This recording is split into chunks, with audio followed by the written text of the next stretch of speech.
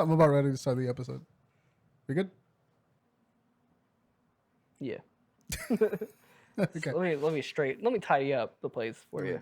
I- Let me wipe off your seat. Let me clean up the clutter for your seat real quick. All right. Welcome back, everybody, to episode 93 of the Drunken Ship Podcast. As you can tell, we're not in the studio today. They stole the booking from underneath us. We went to So we got the next best thing. Crockett's Comfy living room. Wumpy couch. Comfy Wumpy? Comfy Wumpy? Comfy Wumpy couch? It's a pretty comfy couch. It You is a were pretty eating comfy it couch. up the other day at 4th of July, man. Dude, I was Let fucking... me tell you I something. got lit. I like this. I like this because I can reach over and grab Tay real nice and tight. That means I'd be annoying now. What you gotta tell me? Let me tell you, Brian got Stuff. he got Dude, I got- loose, I bro. got pretty- Itis. Brian I got pretty drunk, dude. was eating. Listen, 4th of July, I had not eaten a single thing. I had breakfast. That was it. And then it was like 5 o'clock, and I came over, and I just drank like 6 beers, like straight out the box. Straight off And the I just handle, started. bro. I drank 2 Coronas, and then I drank 2 like tropical ales, and then I drank fucking 2 Trulies. By the time that we ate, I was fucking drunk. I was like I not know. sober. You're off the fucking rails over there. He was melting. He was melding into the couch. I was like over here, like I was on the couch like this. I was like fucking, like just like that, fucking cuddling these little pets or whatever the hell. I love them. I know this sounds crazy, but you guys feel the spirit of 4th of July this year? It was so odd. No, it was the worst. It was the worst day to celebrate 4th of July. Brian was a full 4th of July. I fan. was- He was I was- celebrating America. He was never like, I seen- am 1776. My I was neighborhood, in mourning. they usually do fireworks in my neighborhood, so Yeah. it lasts at least probably 3 or 4 o'clock in the morning. Oh, I remember this. No one did it this year, really. We just stopped it at 9 Really? That was a weird phenomenon. Well, that was like pandemic times, right? Pandemic and last year. Last year was amazing. Pandemic show. last year, and then this year, no one's feeling generally patriotic this year. This year, no. It was like odd. This year sucks. everybody was shooting fireworks. Everyone, no one had anything to do, so everyone was like, "Let's blow up the neighborhood." It was like 4 until 4 in the morning. They were actually shooting out in my parking lot. Oh, really? Yeah, right next to my window. Damn. That must have been annoying. Well, one year they were doing that, and then I literally watched them do it. I was sitting on my balcony. Mm-hmm. I was watching these people. They didn't live here too. They literally were shooting off fireworks. They grabbed all the fireworks. They went over to the dumpster. They threw it into the dumpster, and then they got into their cars and left. And then the dumpster caught on fire. What the fuck? And then the fire department had to get called. Oh my god. So don't throw your fireworks in the dump. I was like, this is the most dumbest shit. Americans are stupid. Very. And I knew they didn't live here because I watched them drive up, and then there were like random cars, Yeah, you never and then seen they them just before. threw, they did their thing, fired it off, lit the dumpster on fire, and then left. It's So like literally arson. yeah, it's kind of like arson. Yeah, that's fucking. It was criminal. arson light. It was Died arson. Died arson. So boys, yeah, today we're not in the studio, so the vibes are a bit weird. It's been a while since we did a couch podcast. I like it. I kind of miss it. It's been Yeah. a minute. Have we ever done one? We did one. At his house. Yeah, we did one in. Yeah, we did one yeah, at my place. It was great. It was fine. It worked comfy out. wumpy, I like him. Yeah, it is comfy wumpy. Comfy wumpy. But today we're gonna be talking about Thor: Yeah. Love and Thunder. Just came out. We literally just got back home from the It's theater. like an hour ago. Like an hour ago. And we're gonna do spoilers. It's a By the way, spoiler cast. spoilers. Yes. Listen to me. There's fucking spoilers. If I see one comment about spoilers in our comment section, I'm gonna fucking riot. Go ahead, comment. Yeah. So, just comment something. Yeah, comment Give us a anything. dislike because it helps out a lot. Yeah, just engage with our shit.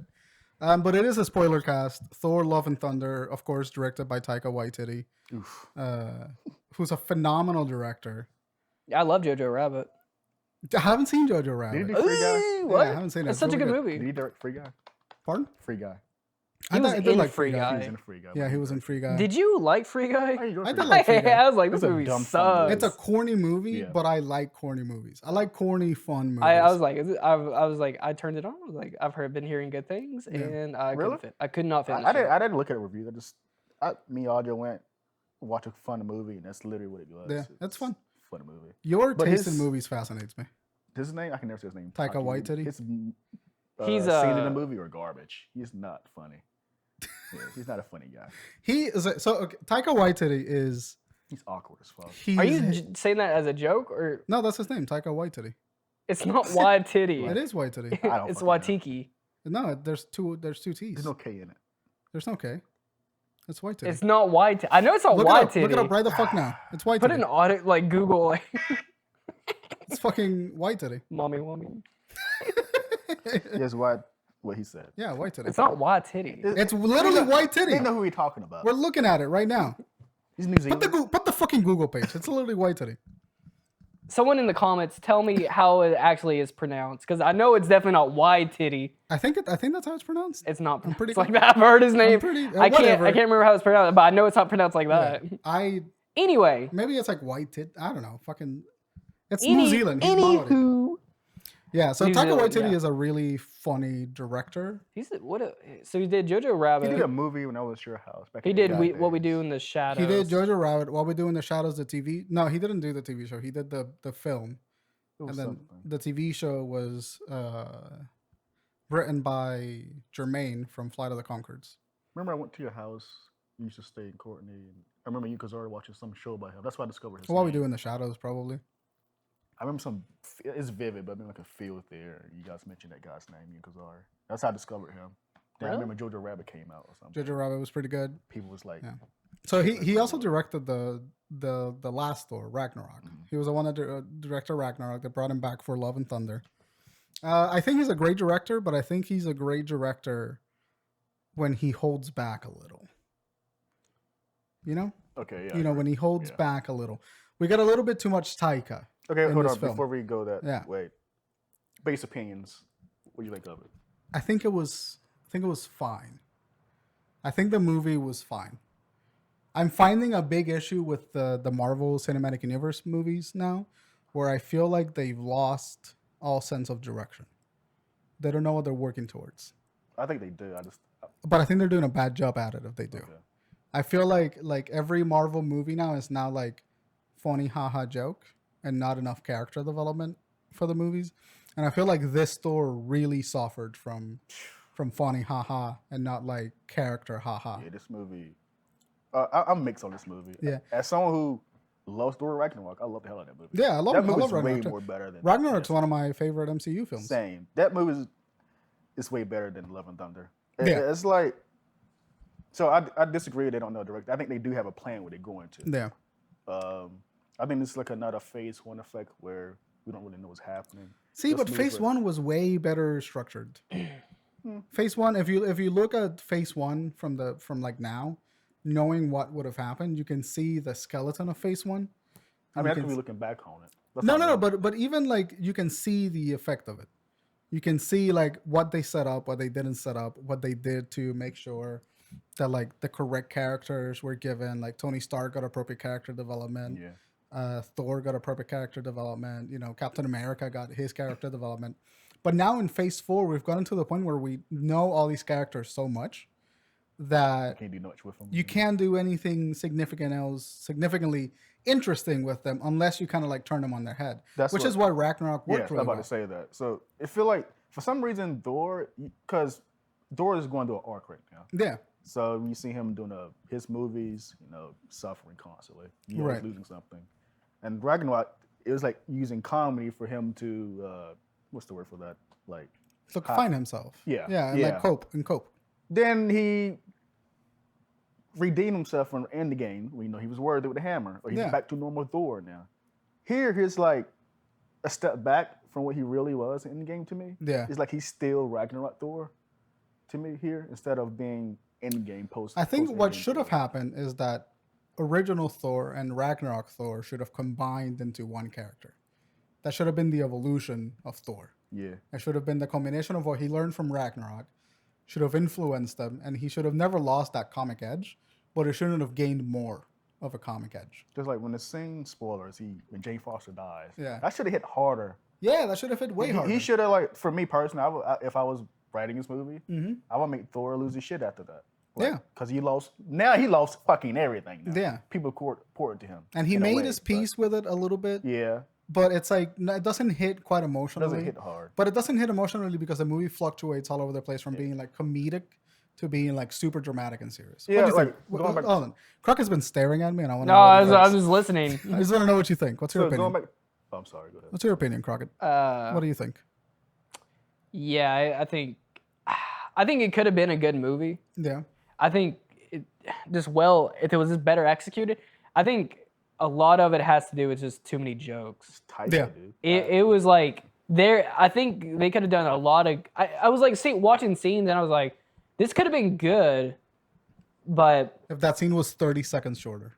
not time Yeah. length, but just tonally, Taking Yeah, it yeah. more like serious. just like take it a little bit more seriously, structure the jokes a little bit better. Because if they would have went with the normal like structure, like the movie's serious and then you break up that seriousness with like really funny jokes, they hit higher. Yeah. When the movie is structurally like just a wave of like jokes constantly coming, and then you pepper that with just serious moments, it's like reverse and it's weird. It's like It's awful. It has the opposite effect of what you want it to be. Right, It yeah. completely diminishes anything that happens in the story. yeah. And it doesn't feel like a good character development because nobody learns anything. It feels like in Ragnarok and Infinity War, it felt like they made Thor comedy for him coping him.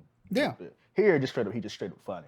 Yeah. It's no reason for him to act like this way, in my opinion, personally. Yeah. It's extremely out of character for yeah, Thor. Yeah, that's what he said. He write this movie. It's like an Yeah. IGN article. Like he made this movie.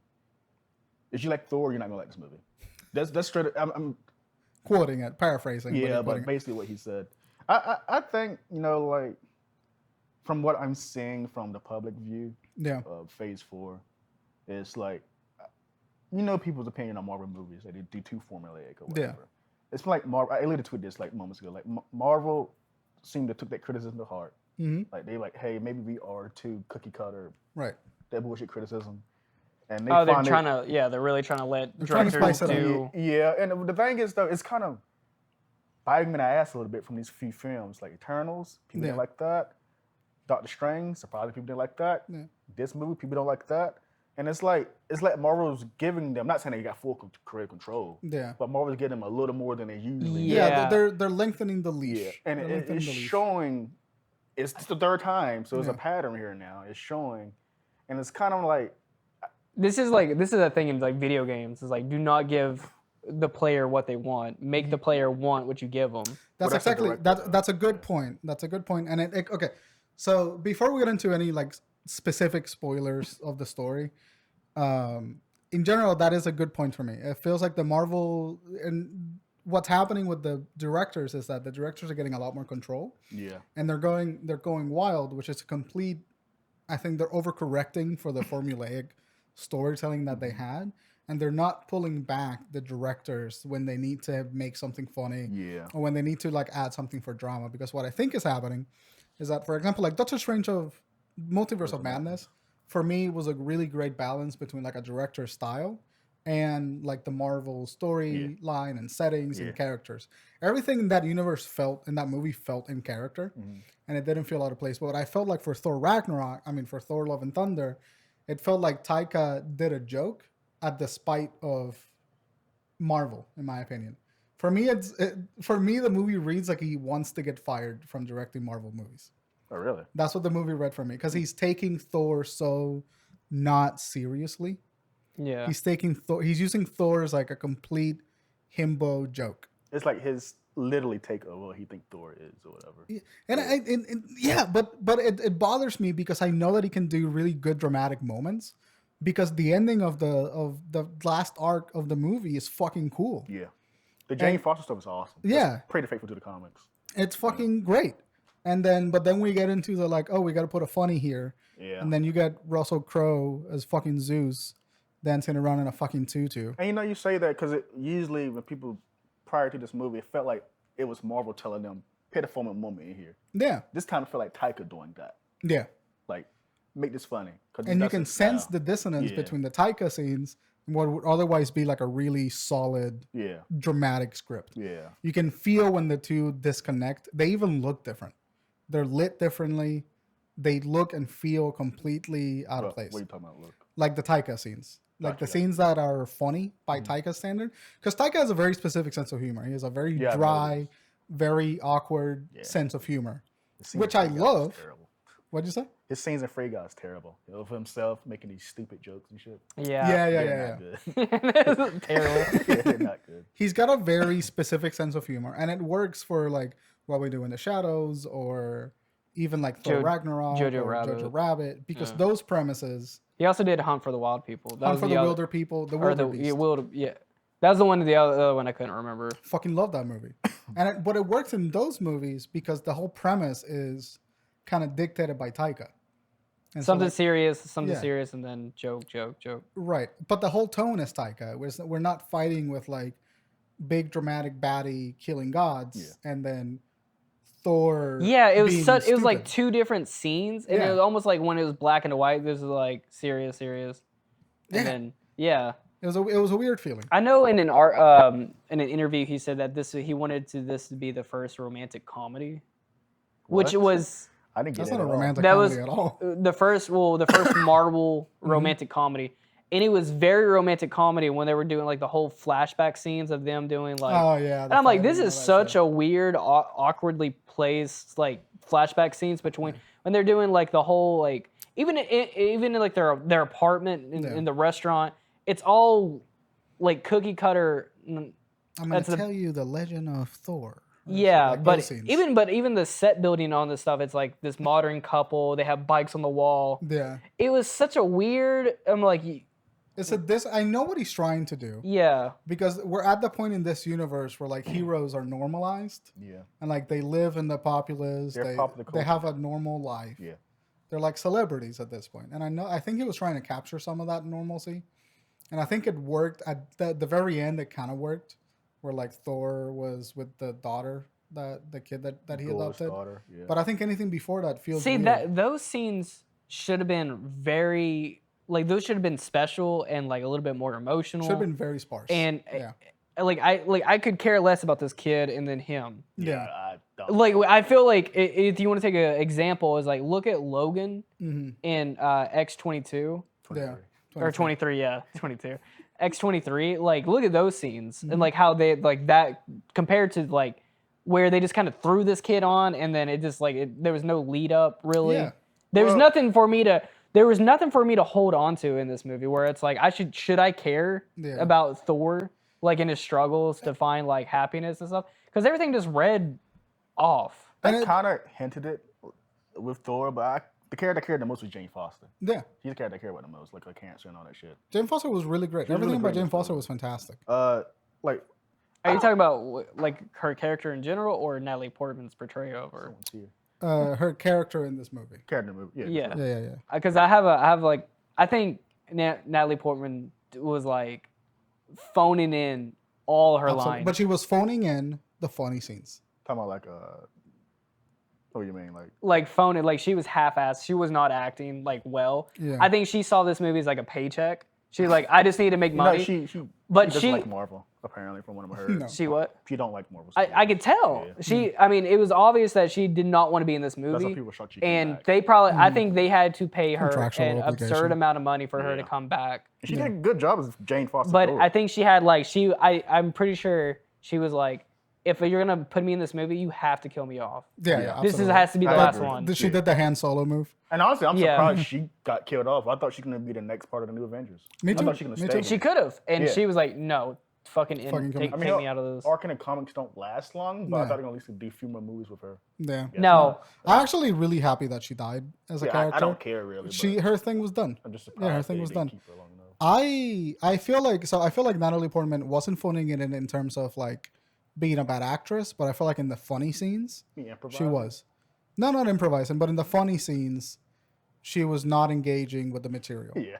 But she was engaging with the material when she was having the serious moments. Yes. When she was like talking with Thor about emotional. Yeah. When the characters were being vulnerable with each other, and the tone was like dramatic, and it was like lit dramatically, and it looked pretty.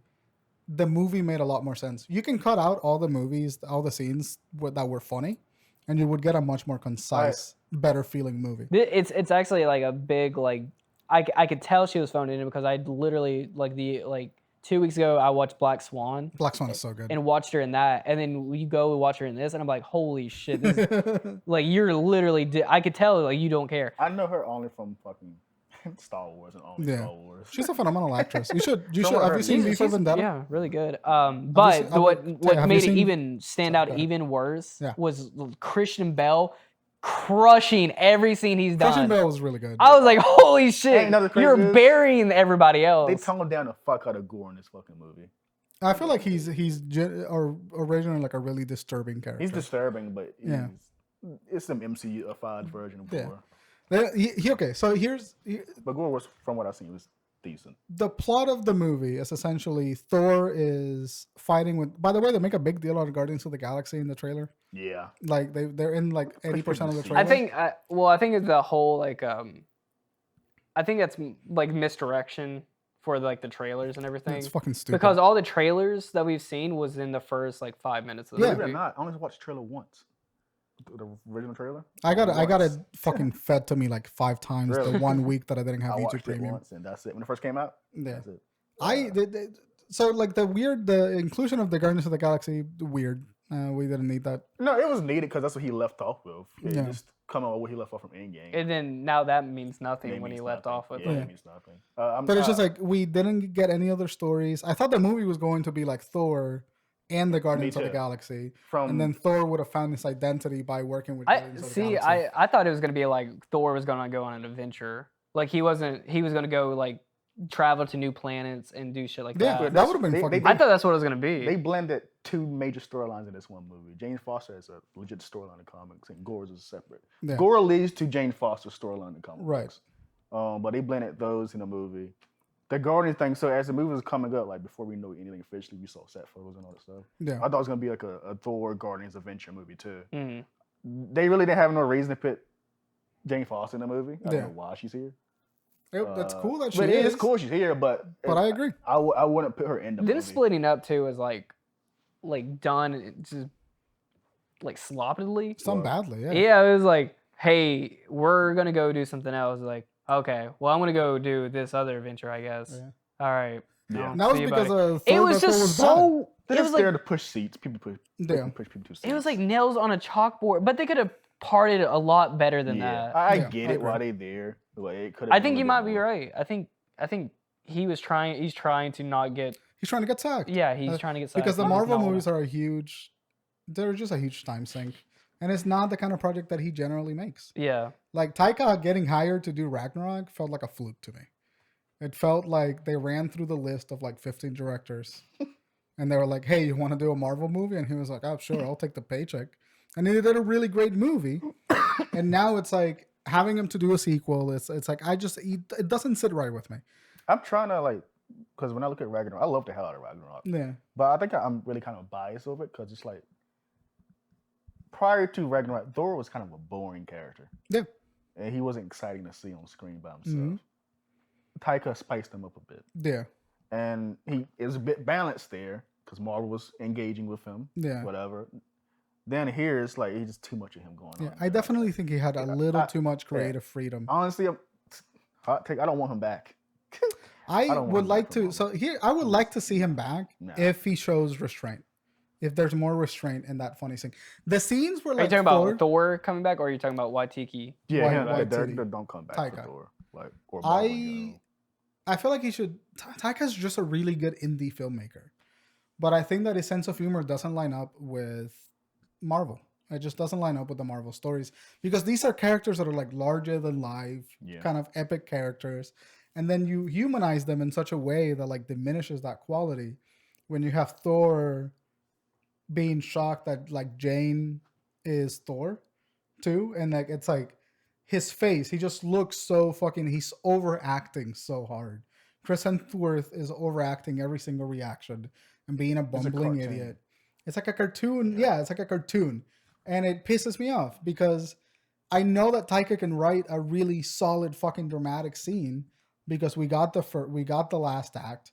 We got everything in the Jane storyline. But why is Thor this sort of like That's the problem. bumbling himbo now? He just, I felt like he took what people love about Ragnarok too seriously. Yeah. It's kind of made like his if own thing. Ragnarok was a beautiful painting, and then Love Trying and to recreate Thunder is kind of like all the paint like melting off, going off the canvas, and Yeah. it's just kind of made into a gray mess. You know, great mess. And like the scene, so we started the movie with Gray mess because the movie turns to gray.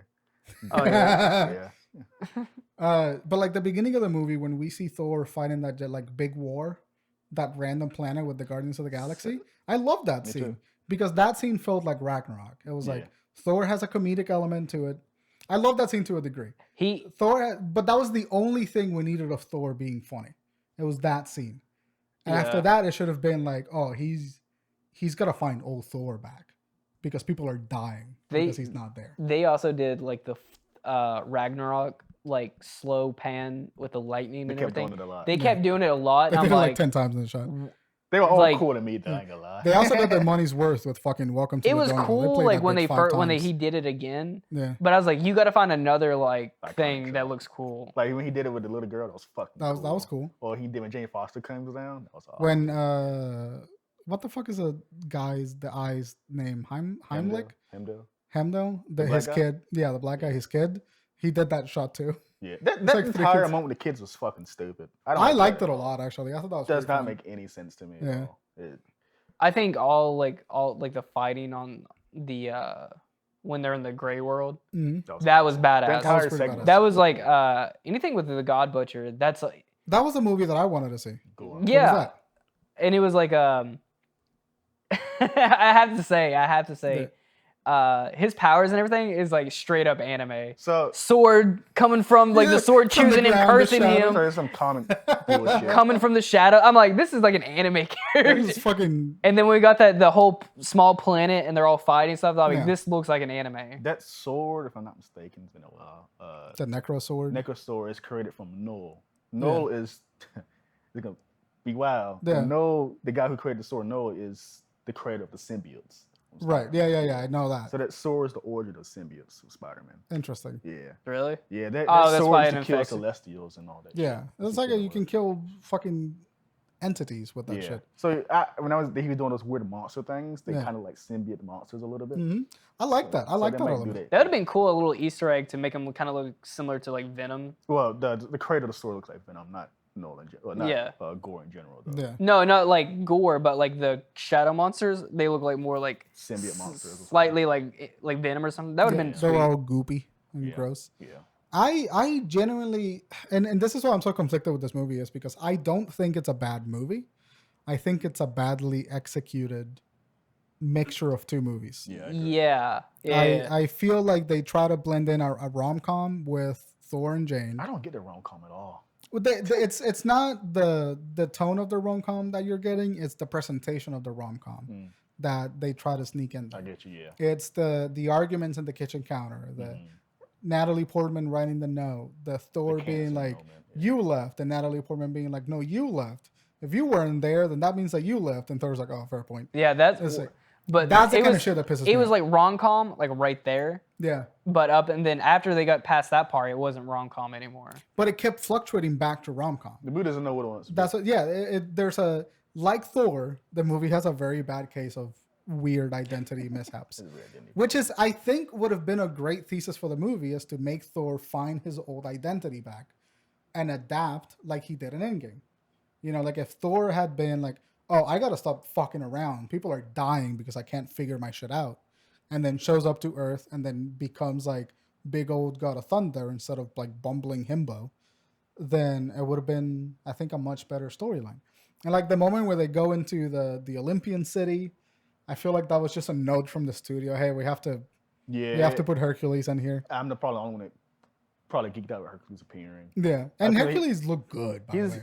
I've been counting down the fucking years for him to appear. If something happens to Thor, he's gonna replace Thor. That character will probably never show up. Hercules, to be honest. No, he's an Avenger character. He's an Avenger. He's a good guy. They're gonna Every time they fight do like probably, those like but he's gonna who's gonna show up credit next? ending, Like drywall like lasagna is gonna show up next. No, I read it from the trailer. That they're introducing Olympians, so Hercules gonna come. Yeah. Call it. I don't know what movie he's gonna appear in. Maybe Thor 5. I think it has he's to be gonna the be a next good Thor guy because they're gonna eventually. hunt him and then they're gonna work together. Probably kill him. And I hope so. Probably gonna kill Thor. Here's I my think, yeah. hottest take about the MCU. We should have left all It's these not a hot bitches take. snapped. We should have left all these bitches snapped. We should have never brought Honestly, them back. I agree. I wish we lived in a time where we didn't know the future of the MCU like we do now. Because they didn't say Infinity War. It didn't. What they did was awesome. It's still impactful. But it'd been nice if we didn't know shit about Spider-Man coming. Because we knew Spider-Man was coming back. Yeah, because come on. Because we had a trailer for Spider-Man. But the balls to kill Spider-Man off. Yeah. Should have kept it there. Should have kept it there. I think it would suck though, because I won't see more movies with him. But that would have been cool as fuck to live through. But it would have been way more weight and a much like bigger cultural shift in that. Everything post Infinity War, Marvel took a huge emotional backstep because they had such a big payoff with Infinity War that everything that they have to do after that to justify keeping Tom Holland and justify keeping Tony Stark and justify, well, they killed off Tony Stark, but justify keeping Strange and all the other characters and all that shit, you have to take back all of that emotional payoff from Infinity War. You have to what's the word? Retcon it. You have to retcon it. No, don't have to retcon. No, you have to retcon the story, but you're retconning the emotional impact that story had, because these characters return to normalcy so quickly after that big traumatic emotional payoff that there's almost they didn't learn anything from that story. But Doctor Strange.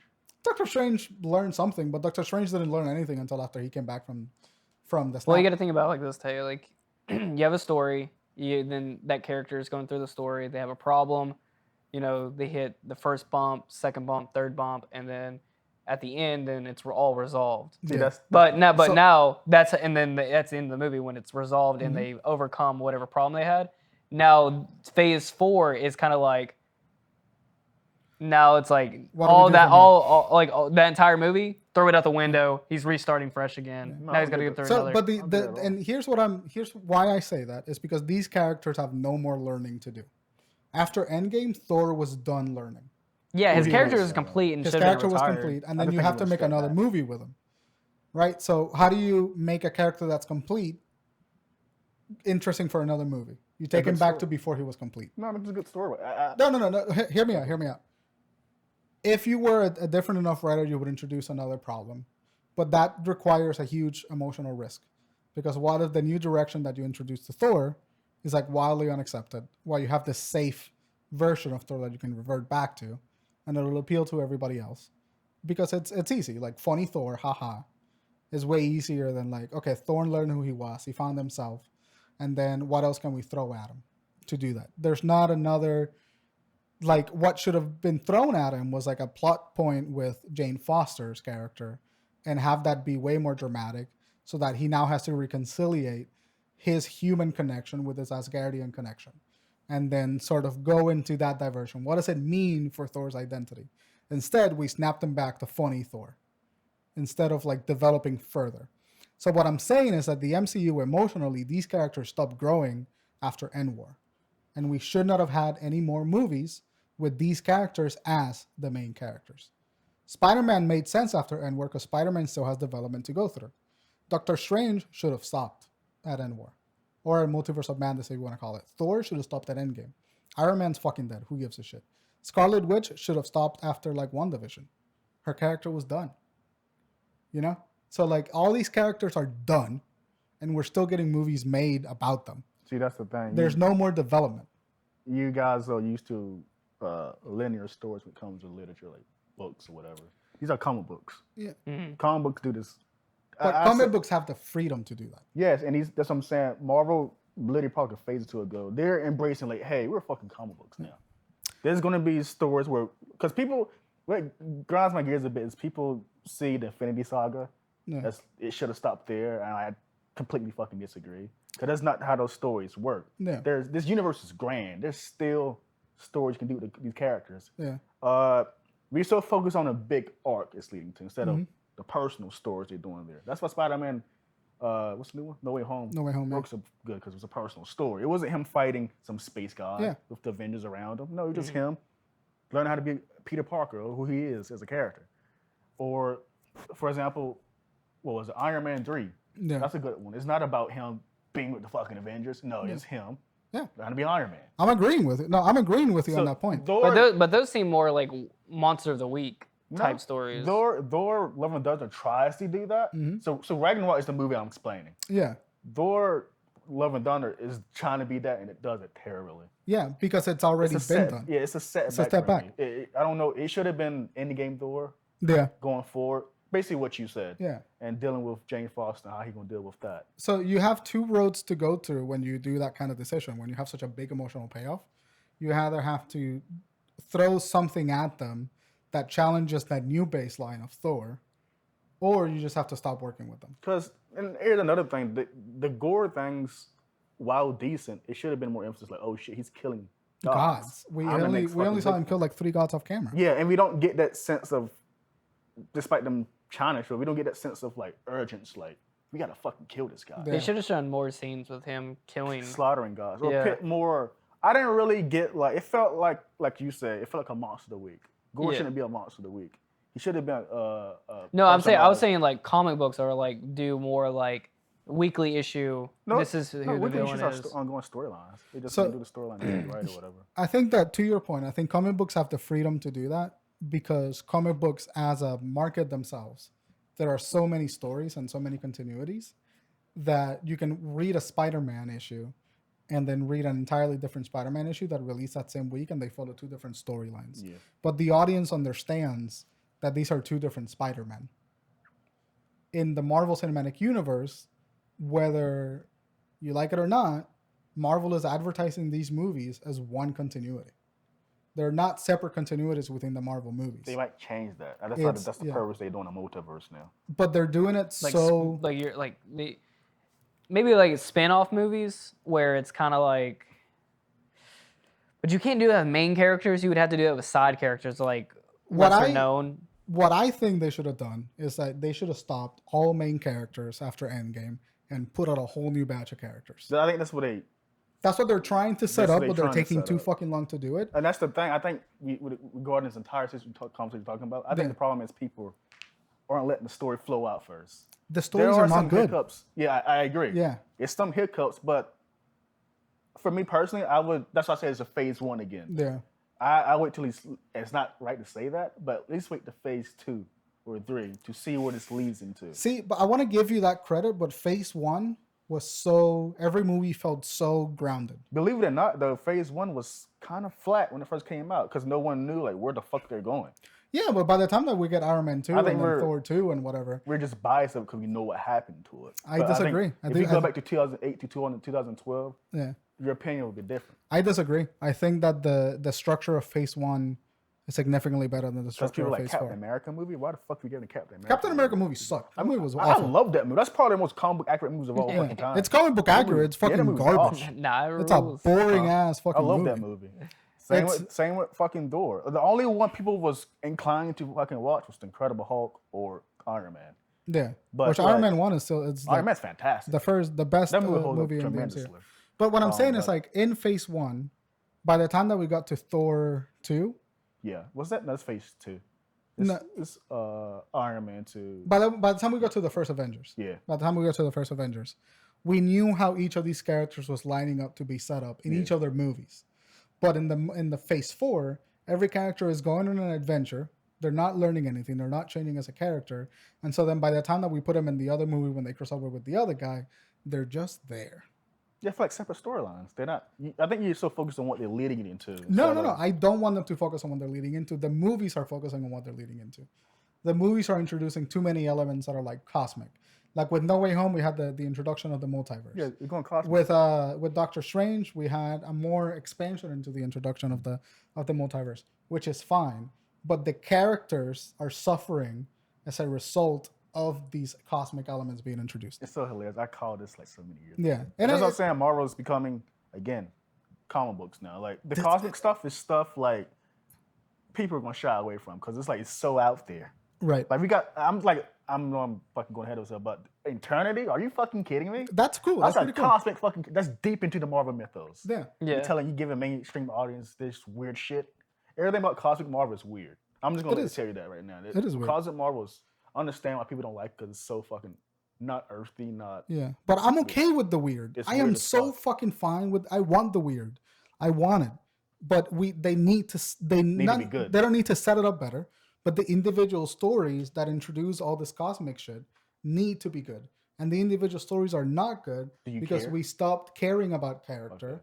and now we're talking about plot. Every Marvel movie is plot, and it's not story. These characters are not evolving. They're not learning. Thor did not learn a goddamn thing in this movie. No, I don't. Thor did not learn a goddamn thing in this movie. What was gonna be the lesson? There was no lesson about. There's nothing else to teach him. He's done. Yeah, I know. As a character, he's just done. But it's like the Taika didn't want him. He should have been done with it prior to this movie. Yeah. But that's why I said this movie feel like a step back. Yeah. With Thor's character. I don't know why they wrote him that way. He should be post-Endgame Thor. Yeah. He's like a blend of Ragnarok and the two The movies other prior Thor. to him. Yeah. But I don't think we should have had another Thor movie. I think we should have had a completely independent Jane Foster Thor movie. And you know, when I think about it, like, I could have been fine with no Thor 4. Yeah. But I do want him to appear again. You think in the writers' room there was something like along like this where, but then it also conflicts with like, well, people, the main audience are not going to go see a Thor movie without like Chris. That's absolutely part of the conversation. Absolutely part of the conversation. But like, if you wanted to make a good movie out of Jane Foster and like gore and all this shit that was happening, you would have had Thor be a secondary supporting character in this movie and have Jane be the main character. I agree. So that's what I'm saying. That's how you write a good. But Thor probably movie. Natalie Portman. They may have thrown that out there, and probably Natalie Portman was like, That's what I said. "Fuck no." That's I'm shocked. Recast her. Fucking throw her out of the movies. They could have done it. We've been so one far cares. departed from get some Thor balls, 1 and Marvel. 2. No one cares. Recast your actors. That's why I was shocked like they killed her off because she's supposed to be the new Avengers part of the lineup with Sam Wilson on it. Because they become a relationship in the comics. Sam Wilson, Falcon, and Thor. That's why I was shocked they killed her off because it's like it felt like a paycheck to her. And she agreed to the movie to get killed off. There's no way that didn't happen. So when I'm thinking about it now, like, because of all the characters, Thor is the only one that got a fucking fourth sequel. Yeah. And it's like when you watch the movie and you sit down like we're doing there, think about it. This movie could have been. We didn't need it. It's directing by. Absolutely didn't need this. We didn't need it. I don't want to abandon Thor. I do like his character. I do want him to come back in some future installment. Yeah. But he was not needed. Put cameos on him. Put him as a supporting characters. Yeah. Put him doing something in the Avengers offices. Do like we did with Doctor Strange in No Way Home, just make him like a glorified cameo. Yeah. You know, the sad thing about this is like it 100% worked to get people to go back to the theater to see Well, it. this was like the fifth largest Marvel opening movie. Yeah, and it was mediocre as hell. Who was it? It was Endgame, No Way Home, Avengers Ultron. Probably the original Avengers. I don't know. No. I'm just I'm mixed on a movie. Yeah. I think I really like the cosmic elements. I really like what the movie wanted to lead up to. I really like what the movie was trying to do. Too. I like the cosmic shit. Give me more of the cosmic shit. That's fine. Fucking write your characters better. That's the only thing that I'm annoyed. Because in this movie, like the plot, what can you tell me about the plot? Thor is hanging out with Guardians of the Galaxy. Yeah. He gets a distress call from one of his friends. He shows up. In a very dramatic moment, his friend is dying. Yeah. And he makes a joke. That's crazy. Yeah.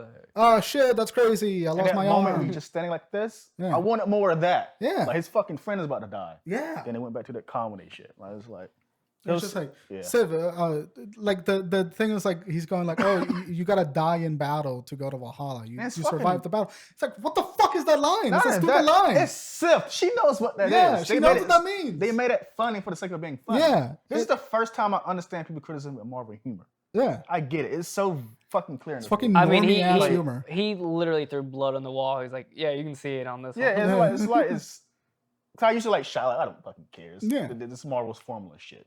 It's for a family fucking movie. I don't mind the quippy, but we've gone past quippy. Yeah. We've gone, now it's self-referential fucking humor for the sake of being funny.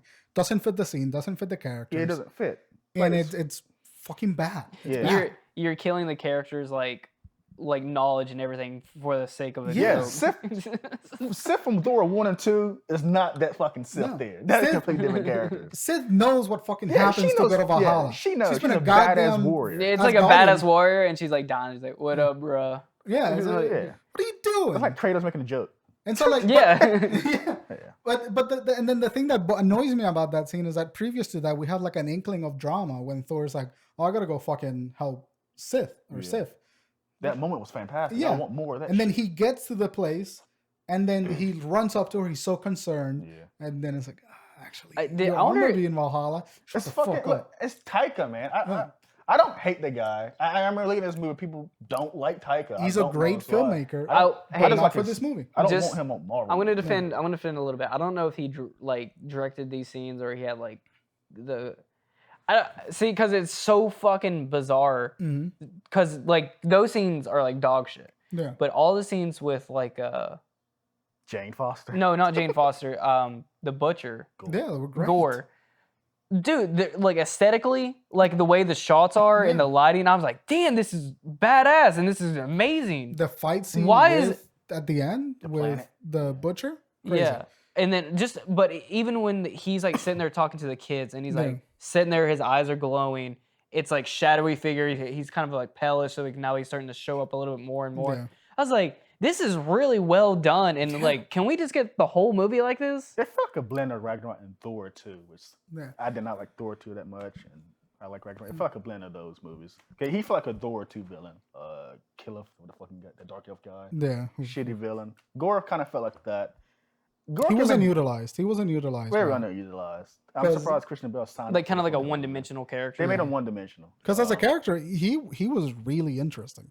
At the very Yeah, beginning, he was really interesting. this should have. I mean, honestly, they could have made this movie a lot more interesting if they would have went with maybe Thor was a side down. character and Gore was it was like his movie, Oh, like kind of like what they did with Well, he was the protagonist. What they did with Thanos. at the Thanos. end. Yeah, like I that think they could have done that movie. Would have been fucking good. How fucking good would it have been if we had 2 or 3, even if they weren't Thor movies, but the last sort of like multiversal movies were leading up to like Gore killing gods. And the reason why the multiverse is fucky, the reason why things are fucky is because this man's going around slaying gods. Nah, that don't sound And like that would have been, and I'm not saying that's comic book accurate, but something to lead up to like how threatening Gore is, or to make him more threatening in this movie, would have been way better. And I would have loved that interaction between Gore and Thor to be between Jane Foster's Thor, and not Thor Odinson. Did he want to kill Jane Foster? Did he have intentions to kill No, her he prior? had he just wanted was Thor. going after Thor because Yeah. Thor is a god Yeah.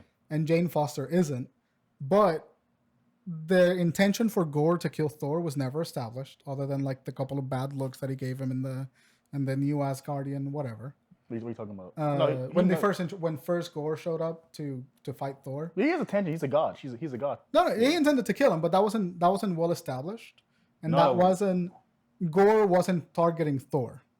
Yeah, it seemed know? like he wasn't like going out of his way to kill Thor. Yeah. Kind of. And so Thor had this weird stick up his ass wanting to kill Gore, because Thor deduced the intent that Gore was going to wish all gods out of existence or whatever. But we've never shown that. Gore never has any indication that what he wants to do with eternity. He has no moment where we learn what his intentions are from him. He has no moment where he's communicating with another character. It's all Gore's doing his own thing, and then Thor's going like, "Hey, stop it," and then that's it. That's a movie. That's it. Don't do that. Yeah. And it's just like, "Hey, don't stop." Could have said it from the beginning Yeah, and it's just like, if it made sense. but the moment where Thor and Gore were fighting for the first time, that's a great opportunity to give us some information about Gore, some exposition. And it's just like, "Oh, you're the guy that's been killing gods." Like, "Yep, that's me. You're next. Go fuck yourself." That's all we needed. But we didn't even get that. There was no emotional connection between Gore and Thor.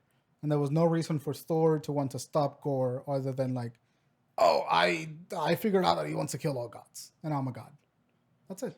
You think this movie is going to turn a lot of people off from going to see the next Marvel We're getting movie? fatigued. Fuck no. We're getting fatigued. That's never. No, see, that's the thing. Yeah.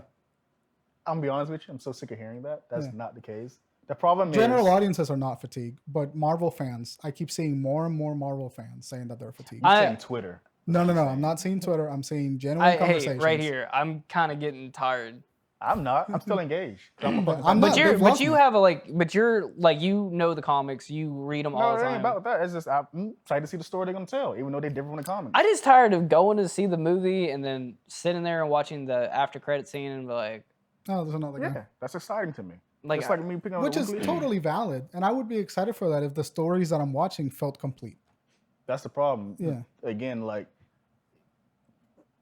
again, these movies, I know it's not really fair, but that's what they're embracing. They are. They're comic book movies. The TV shows are literally comic book. They're different mediums, though. I understand. You can't emulate the same feeling. You can't do it. You can't do it. I get that, but that's what they're doing. Yeah, but they shouldn't. I know. And people need to understand that, though. If you don't like that... No, people don't need to understand that. Marvel needs to understand that they're fucking up their own movies by not giving us character arcs. They're not giving us characters. They're giving us cartoons. They're just already there. They're just making like mediocre movies. Same movie. But they're not making like deep character driven. But that's not really like what Marvel is at this. No, Marvel do things when they need to. That's the. I think Marvel is up its own ass. I think Marvel is up its own ass. And they have reason to be that way. But sometimes it's showing time. Like this movie here is a benefit of that. Not Phase 4 in general, but past movies. I think Phase 4 is them letting them creative freedom come in. Yeah. But something like Guardians 2 is them being up their ass. Guardians is about they're up their own ass in terms of they think that they should have taken a break.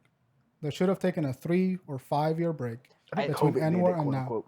What they should have done that, but like there's no way that this thing because like at the end of the day, this thing just prints money. Yeah. I mean, look at Disney World. I mean, like how much money it just prints money and they won't stop. But I think at a certain point, you can only do half-ass stuff before it kind of like people are just like I'm. I feel like at this point they're releasing movies for the sake of releasing movies. Yeah, and that's what bugs me. And then that's why we're getting stories where it's like they have to put Thor in the front center, and then like obviously a better character like Jane that needs growth and all that is. How amazing the storyline of Jane coming to terms with her own mortality would have been when fighting a guy that is like a representation of death. You know, like Jane Foster coming to terms with her own mortality during that story would have been a way better movie than Thor: Love and Thunder. And then she could sympathize with him because like there's an emotional connection. When you have cancer like that, you're like you feel like God has abandoned you. Yeah. And this guy's over here killing gods. They could have did. I mean, it's right there. That movie could have wrote itself. I'm not a paid screenwriter, and I see the writing. I see the better version of that movie is hidden in that movie. Yeah. And it pisses me off. That's exactly how I felt when I was watching. I'm like, there is something in this. There is a good movie in that movie, but it is not Thor: Love and Thunder. No. It's not. It should have been like, I don't know, Dr. Thor or whatever the fuck. See, and then they're taking good material from the comics, and they're kind of just. They're gobbling up and then regurgitating it, and they're making things that are too much their own thing. That's kind of. I get it because comics are convoluted for people. But the thing is that comics are not convoluted for me because the continuity and like the lore is complicated. But at the end of the day, if you want to pick up a comic book story, you can pick up an issue 1 and read it all the way to issue 20. And realistically, you don't have to worry about 20 other storylines merging into that. That shit's over-exaggerated by fucking... I'm saying the comic book criticism's over-exaggerated. Yeah, and I agree. But when you pick up any Marvel movie past Avengers, every single one of that movie links back to Avengers. Yeah. And you can't claim to be a comic book movie and try to like get past that format and at the same time link every single one of your... Thanos has been mentioned in every single movie after N-Wars at least 2 times. Yeah, because he was a big deal. He was a big deal. Yeah. He was a big deal. But when you keep referencing Thanos, it gets tiring. There is no conceivable way for your audience to disassociate these movies from the continuity of the movie Thanos was in. So no matter how much you try to differentiate yourself at like a comic book and saying like, oh, this is we're expanding into these characters themselves. And you don't necessarily have to worry about the rest of the thing. You can't do that when half of your fucking movies mention Thanos 6 times in the same story because it will always link back to what happened to the movie prior. So if you pick up Thor: Love and Thunder, you have to watch Thor Ragnarok, you have to watch Avengers, you have to watch Infinity Wars, you have to watch Endgame, you have to watch Thor 1, you have to watch the first fucking movie that he was in when he interacted with somebody else. Again. And so you're I'm gonna keep repeating it because it's the case. They're comic book movies. They're being comic books. They're want them to be standalone. I don't want them to be standalone movies. Or at least hold themselves up by But themselves. if a comic book is trying to separate a continuity or separate a character for the main continuity, it's fine to mention events that happen in the other movie. Comic books do that. But and they do that. But in a movie, in a sequential chronological medium that is a film, you have to be really careful how you walk that Yes, line. that's what I'm saying. You want them to be a certain way where they're not being that way. No, I want them to get their heads out of their ass. Is what I want. No, they're just telling like if you're gonna follow this fucking story, you're gonna follow the struggle. That's why I swear to God, I mentioned this years prior. Like I jump back to the TV shows. They're literally comic book tie-ins. Yeah, those Marvel, MCU, Disney shows. I always said like Cat 4 is getting a movie, or I said with Doctor Strange, Multiverse of Madness, Wanda. There's people out there like, why the fuck Wanda evil now? Why she got this new costume? Why she's good at magic? Watch the fucking TV show. Not everyone will watch that TV show. Yeah. But Marvel, as you said, they up their ass. They know their audience is gonna follow that Marvel brand or that Disney brand. They're like, oh, we're gonna watch this Marvel product so we can understand the next Marvel product. Yeah, it's just their content is suffering, man. Their content is suffering from it. The content is not as good as it used to be. I don't think it's suffering from that. I think it's more suffering from I think the Marvel formula is fine. I think so. I think they're more suffering Phase 4 in general. It's them letting directors do too much what they want. I think that's the big issue there. I think that's the least of the problems. Because I guarantee you and it's not really justifying these movies' current state, but I guarantee when we look at Phase 4, about a phase or two next. At this, we're gonna look at this the exact same way we do Phase 1. Nope. I'm calling it right now. You can stamp this fucking video. Yeah. I entirely disagree. I think we're gonna be in Phase 6 and we're gonna look at Phase 1 and go like, man, that was because like you look at Iron Man 2 was very divisive not Iron Man 2. 3. What? 3. No. Iron Man 3. Iron Man 2 was very. Iron Man 2 was not a particularly great movie. But when you look at that movie now, that movie's fucking awesome because it has so many threads. To the MCU going forward. Same with Civil War. Yeah, but that was good for that. Yeah, but if we see it again, I think it's gonna be like you can't make a fucking movie saying that it'll be good 5 years from now. No, that's an argument I'm making. Yeah. I'm saying is what we're reviewing how we're viewing Love and Thunder right now. It's the exact same way critics were viewing the Iron Man 2.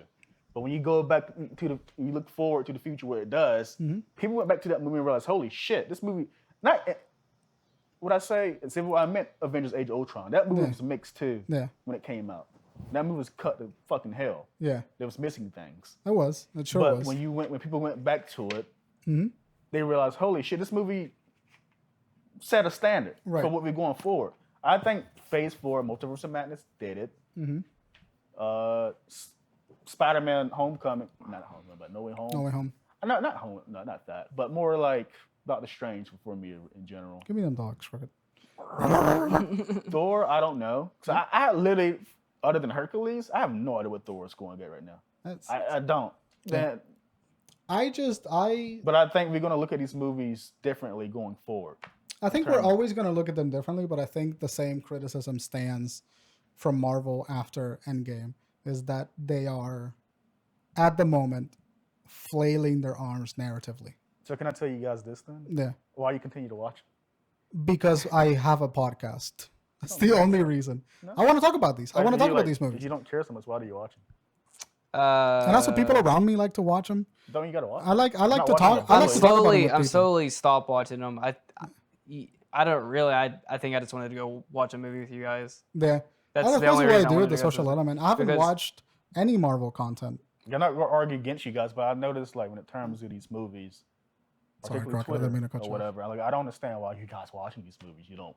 They're not fitting. Because they're such a cultural phenomenon that I feel like I'm missing something. No. I feel like I'm watching these movies and being like I'm not understanding something that other people are getting. Yes, that's the problem with people now. You gotta be part of something. You don't have to be. No, I don't want to be part of anything. That's what you're saying. I don't want to be part of anything. I say that I don't understand it. Why am I the only fucking guy in a 10-mile radius that fucking hates the Marvel movies? That's okay. I know it's okay, but I want to understand it. See, that's the problem. People always want to be part of something when they're not part of something. Don't worry about it. I want to understand it. I like watching the movies because I genuinely like superhero content. Yeah. I love superheroes. They're fucking cool.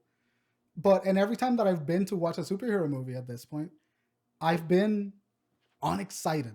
Where I was excited. Like I was excited for Infinity War. I was excited for Endgame. I was excited for all the movies that came behind it because I think that they have so much good storytelling potential. They have the ability to tell an incredibly deep and fascinating story. None of the story has been deep. No, but they have the potential to do that. And every time I go like, oh, there's a new director attached to this movie, and I love that director's work. I want to see what they do with the material. Talking about pre-Phase 4? Yeah. I don't understand how, because Marvel didn't let them do what they need to do. Well, the guy that directed No Way Home, or the first Spider-Man, John Watts. John Watts. I was like, okay, I've seen Spider-Man. I've seen what this director can do. That was pretty sweet that they let him do all 3 films because you can tell after he did the third one that like first two... he did not plan No Way Home. Don't go there. No, but like No. There's a ton of consistency between them. But yeah, it all matched up nicely. No Way Home, once he did No Way Home. I mean, I love those fucking movies. Yeah. No Way Home is far superior than what. No Way Home is way better, but you can see the director's experience grow with each movie. Yeah. You can see him understand. You talking about how he was writing an arc, or what do you mean? Because that arc was a lie. Like no. Just like I think what Crooked is saying is like you can see when the consistency of John Watts. Yeah. In the 3 movies is great. Okay, because I thought you mean like character. Like no. No Way Home. No, not like an arc, but like you can tell that like the shots. They all connected well because it's all the same director and they all tonally match the same wavelength. Yeah. The characters don't match the same wavelength. The plot doesn't match the same wavelength. The visual aesthetics, the cinematography, the VFX, the way that everything looks, the way it's lit, all matches because it's the same fucking guy. All the technical aspects of the movie match up. I'm talking about the story, not the fucking. No. But then the technical shit matters too because I feel like we're getting technically inferior and narratively inferior products from Marvel over the last like 3 films. Like I've seen Thor: Love and Thunder now, and some people will like it, some people won't like it. And now, to answer your question, I'm probably not gonna watch the next fucking thing. That is great. Yeah. I mean, like people make a big emphasis and a big deal about that. Like, no, it's not interesting. And it is great, but I think it's just run out steam. Yeah, I think that if there is an air of like we've never had anything like this before. Westerns.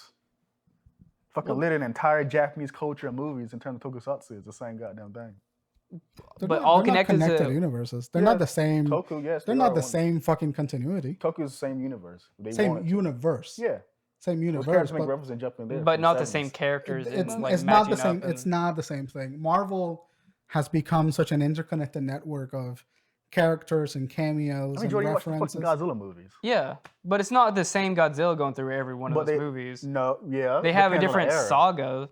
Yeah, but that's still the same thing. There's different 3 parts. I think you're giving, but it's one character. Yeah.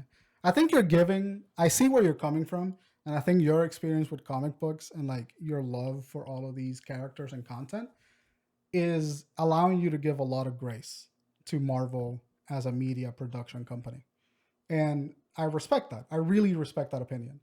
But I think as a form of art, as a form of media consumption, or as a form of media, they are severely mistreating any interest, every crumb of personality that these characters have. You guys realize this is a good podcast, right? Like this is like a good, like we have a nice split. We have a film person and we have a comic book person. You see this every single time. It's good. I mean, it's good. It's because you rarely, because there's a lot of like podcasts, like it's just a lot of people agreeing with each other, but you never, but this is what makes the best content is when you have 2 people of the opposite ends that have 2 different passions for it, kind of mesh and then kind of converge on like, this is why this, and this is why this, and this is why this, and this is why this. Because I genuinely appreciate everything that comic books do and the format that comic books operate in.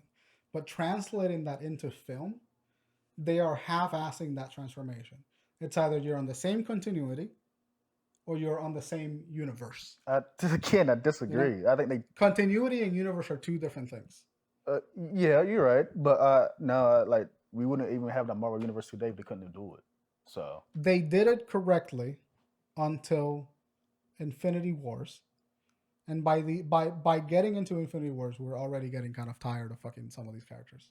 I'm not. It's just like I think the problem, and I'm not saying you guys are, but I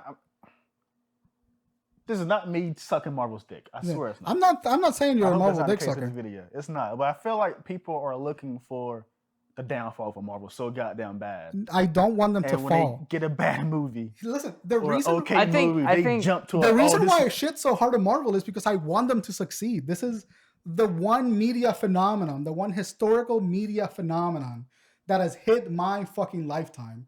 And I'm watching it fall apart because we can't get our heads out of our asses and tell a good story with these characters. I see, like, the Marvel Universe is not, if you're a comic book reader, these movies are not fucking perfect in terms of accuracy. So if I'm judging by that, these movies are shit throughout. They're not committed to either being comic book accurate or being their own thing. Where you see the potential. Yeah, no, I'm seeing potential, and I'm like you say, you guys are not excited to see what the story's going to. Yeah. I'm eager, despite my criticism of this movie. But I'm saying Doctor Strange, I'm still eager to see where they're going at. Let me. But in perspective, for real life shit, it's never about creativity. It's just all about. Don't go there. It's not about them making. I fucking hate that. I know. I know. I'm saying that. But but dude, it's true. It is true. But nothing pisses me off more than because it dismisses all of the fucking. I have watched. But it directly. So many fucking movies. I have watched hundreds of fucking movies. Everything. I know. Every movie wants to make money, but not every movie is garbage. No, but it fucking warps what we're going to get. No, it doesn't. Because if they know mediocre is going to give them $1 billion, they will keep producing mediocre shit like this. Just Transformers. Just people that genuinely like those fucking movies. That's what I'm saying. Transformers was a fucking ad. It was an ad. And people love Transformers. This episode has evolved into... Okay. I agree with you. I think movies do have to make money. Yes. But there's look. I say this because for this movie is because we could have got a Jane fucking Foster movie, but we got a Thor movie because they had to put him front and center. You know what tells me when a movie's gonna be fucking bad is when they get A-list actors to go say an animated film. Yeah. They put Samuel L. Jackson in a fucking animated film. And all these big name characters because they know this movie can't fucking stand on its own leg, so they got to use celebrity power, star power to move a movie out. These people, there's way better people that could be in that fucking position. Yeah. But that's why we got Thor in the fucking middle, and then when we got and what we get Taika is because Taika did a fucking good. He did Ragnarok, which was good. But he doesn't want to do them anymore, and they're probably like, "We'll give you $1 billion gajillion because we keep making it." Because we know that people liked Ragnarok, so please just do what you did with that first movie, and then do it on this one. And he was like, "Fuck this! I'm going to vomit onto the screen." I'm not putting words into Taika's mouth, but what I saw was a reflection of someone being told, "Do what you did, but harder." Yeah. And not having no one reeling him in. No one being like, Taika, is that a good idea? And him just going like, oh, they'll let me gonna do this. This is what they want. That's what I got. I don't think, no, I disagree completely. He don't fucking like making these movies or whatever. I think he's having a fucking fun time making these stupid movies. He's having fun making them. Yeah. And I can tell that he's having fun making them because some of the shots are really fucking fun and some of the sequences are really fucking fun. And some of the comedy is really fucking fun.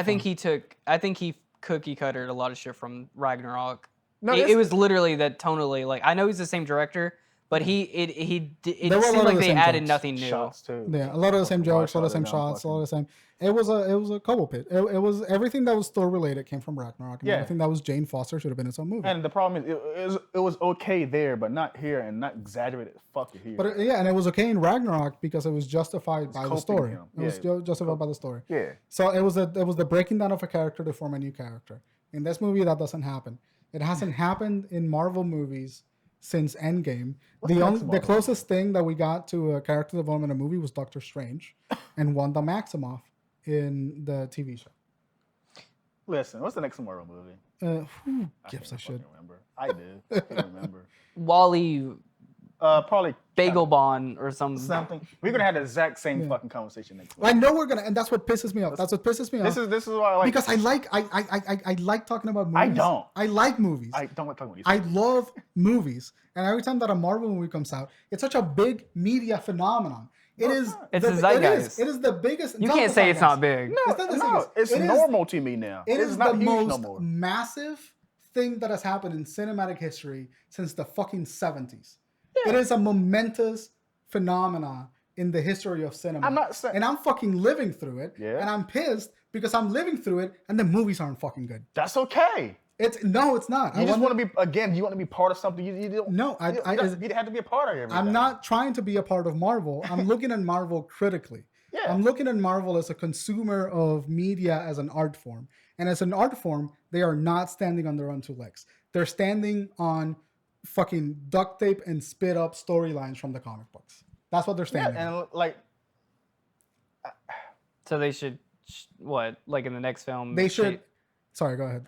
Just like straighten up their act. Straighten up. They either have to commit and be comic book accurate, or stop half-assing it and trying to bring half elements from the comic books. I think this movie movies. It left a pretty sour taste in our that's what I'm mouth. saying. You guys jump to the gun when it comes to when these movies don't make a right move. It's the worst thing ever. I'm not jumping. I think you're being facetious because you've seen so many people be like on Twitter. Like you've seen just a unholy amount of people praying for their downfall, being a hater. No, like it's when these movies fuck up once. No. It's the end of the movies fucking world. have fucked up once for fucking 10 movies, Tay. No, what the fuck? They've been fucking up since the end of since Age of Ultron. They have been fucking up. It just so happened that Infinity War was a great film. Age of Ultron was a bad movie. No, it wasn't. But after that, film. Do you think they made bad movies after Age of Ultron? They made That's not I don't remember the second. I didn't like Civil War. Okay. After Endgame, that's better than a comic book. Look, honestly, I know there's like you want the potential and everything, but after Endgame, I was like, well, it should have been the end. You named the movie Endgame. It should have been the end for now. Should have been the end for now. The problem I'm trying to make you guys understand. You're so used to like fucking manga or TV shows. Comic books don't do that. They have their big arcs. But comic books aren't movies. No, as I'm telling you guys, these movies are comic books now. But you guys want them something that they're committed to. But you have to separate the mediums. The medium doesn't facilitate. They don't want to. There's no comic book that's going to be like a movie. They're doing it. Yeah. What comic book is a movie? But not successfully. I don't think they're doing it successfully. No, that you're saying movies. The movies are trying to be like a comic, but what comic is like a movie? This doesn't work that way. They translate. Vice versa, it doesn't work that way either. No, because comics their own thing. The movies are becoming comic books. That's what I'm saying. But I think they're doing that. I think doing that is a bad choice. I said it's gonna as a fucking comic book reader for fucking years. Yeah. But we haven't seen that. We don't know if it's going to be bad or good. What? But you can't say that like them turning into comics is good. They've been comic book movies since fucking Phase 2. When they introduced Guardians of the Galaxy and Ant-Man, I knew from the get-go, yeah, this is going wild. When they introduced Guardians of the Galaxy, that's Marvel. I like that they go wild. Like they're going. I like that they're going wild. They're just not narratively structured. You like seeing the set pieces to come to life. No. I know these movies are different from the comic book materials. What I like character, sometimes story. Like in terms of like Man of Steel. That's a shitty Superman movie. Yeah. Superman is portrayed terribly in that movie. Yeah. Story movie is terrible too. But it comes to like No Way Home. That's not a real Spider-Man character. Well, in terms of story, that's not Spider-Man. What he would do there. But you like the set pieces of it. No, that's not. Then why'd you like that movie? What, No Way Home? Because they betray, even though he's different from the comic books, Peter there is to his core. The spirit of Peter Parker is there. These movies have spirit of the comic book. They're nothing like the comic books. I think that there are movies that have that spirit sprinkled inside of them. Yeah, but like I like the No Way Home movies. I like every single Peter Parker movie. I like the Doctor Strange films and I like the Iron Man films. And I think the second Captain America was okay. I don't remember which one that was. This movie's top. That's still like top 10. Winter Soldier. Awesome. Winter Soldier was a great political film. thriller. That I think that there are really good. I think what's happening is that Marvel has become a genre. In my opinion, Marvel has become a genre. It's like Soulsborne games. It's like they have inspired a completely genre of filmmaking. What'd you say? It's like Dark Souls. It literally is like Dark Souls. No. It's literally like Dark Souls because Marvel has become its own subgenre of movies.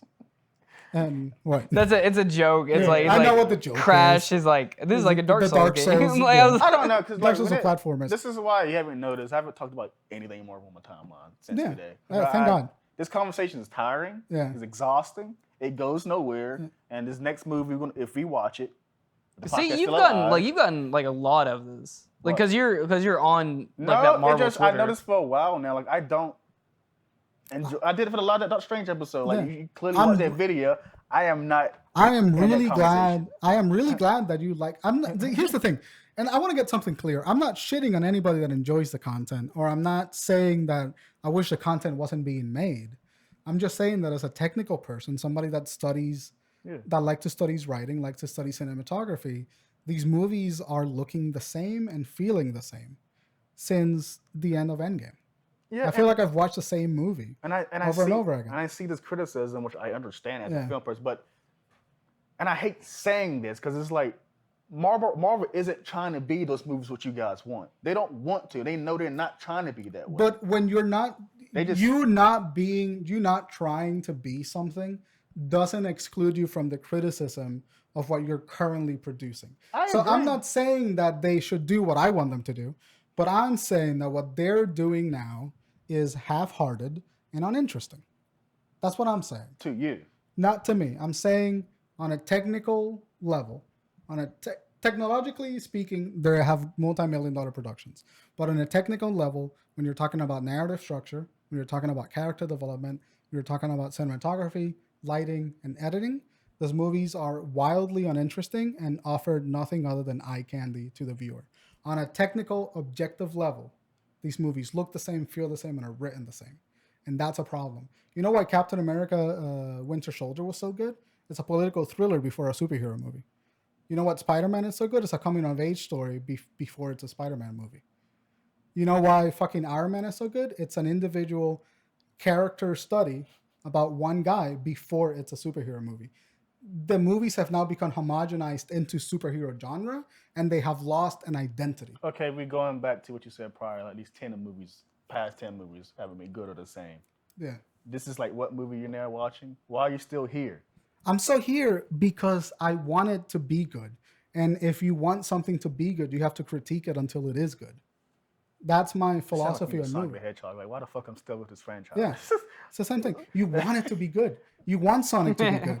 So you give a shit because you like the content. But the thing is, though, I give a shit about. I fucking love Marvel. Yeah, no, I know you do.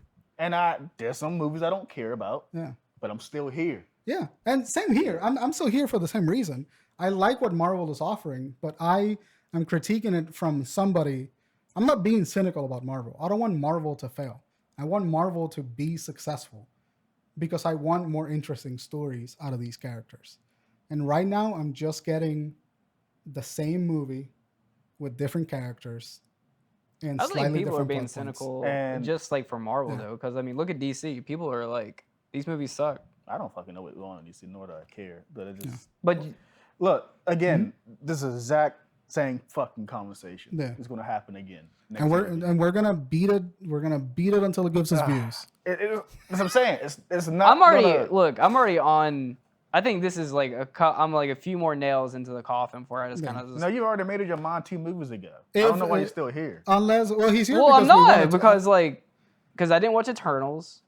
I've not watched. I watched No Way Home, but that's because No Way Home is good. And you want to know why I watch them? To be honest with you, because I have a free movie pass and I like to go to the movies like 4 times a month. Okay, that's reasonable. And sometimes there are movies that are Marvel's the only thing that's on, and I go watch them. Okay, but it's like I'm just saying, like, especially your case, I don't understand, and somewhat to yours, it's leading up that way. I understand why you guys still watching these movies. Yeah, But they're not something you guys want. But them if we to stop do. watching these movies, they're gonna stop making them. No, they're gonna make money, guarantee.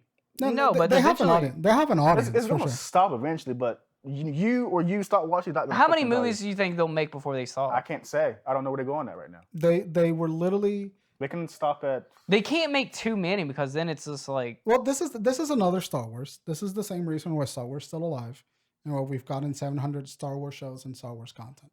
And some of that content is good, and some of that content is dog shit. But guys watch Obi-Wan? it makes money. It's a I franchise. dropped off. Yeah, it's a franchise, and it's what I'm saying is like for Thor: Love and Thunder as a movie specifically, and this is the problem with these movies. You can't even talk about this movie hilarious. specifically. God damn it. What'd you say? No, I just. You can't talk about these movies on a specific level because you run out of things to say. Because they start saying every opinion that I have about Thor: Love and Thunder, I had about fucking Age of Ultron. That's my point. Why you still talk about it? Why you still engaged to watch these movies? Because I'm a media critic. I critique media. Don't be mean you have to watch these movies. Yeah, it does. No, it I doesn't. like You're media. not obligated. Marvel's not telling you here watch this movie. No, but you can watch something else in the theater. They're so pervasive in culture that I have to. Again, you want to be part of something. I don't want to be part. Listen, Tate, I'm about to throw this microphone. Look, I'm gonna throw it right back at you. You want to be part of something you're not. I'm not trying to be part of Marvel. Then stop watching. I'm not trying to be. No, that's a stupid argument to stop watching. Stop being a bird. Stop. He's not. He's innocent. Wait, this is why I say it comes with everything. Vote with your fucking wallet. Yeah. Don't watch these fucking movies. Don't play that game. Don't read that book. Anything. No, I get that. I get that argument, but I don't watch specific movies. I watch movies. I am a movie consumer. Yes. I am a cinema. I am a cinema guy. Cinephile. I like movies. I understand. So I will watch every fucking movie that I can get my hands on. But if you that sounds remotely to interesting. have this ongoing criticism with this certain side of the movies, Yeah. why do you continue to doing it? Because Like, I'm gonna jump to think- Sonic. Because I think it's interesting. I hate 3D Sonic. Yeah. I'm done with that shit. Yeah, we got 8 minutes. If it comes to 2D Sonic, I will support. I will play that. We got a lot to finish up in 8 minutes. Yeah. But it's like I'm not engaging myself that I gotta play this because everyone else is playing this, or I need to understand why people. I don't do that. But you have the impression that I'm fucking going to every opening movie of every Marvel product that comes out, that I'm like sitting down and watching the TV with the intention to shit on it. No, that's not the case. Or not with the intention to shit on it, but I'm not watching all of these movies fucking, on the dot when they release. I'm not watching all of their content. But I loved Ragnarok so much, I was just like, oh, Taika's doing another movie. Let me go see his movie. And I understand that, but it's a Marvel movie. It's no different from other Marvel movies. This is the perspective. We all three of us have different perspectives of this. You were a film critic.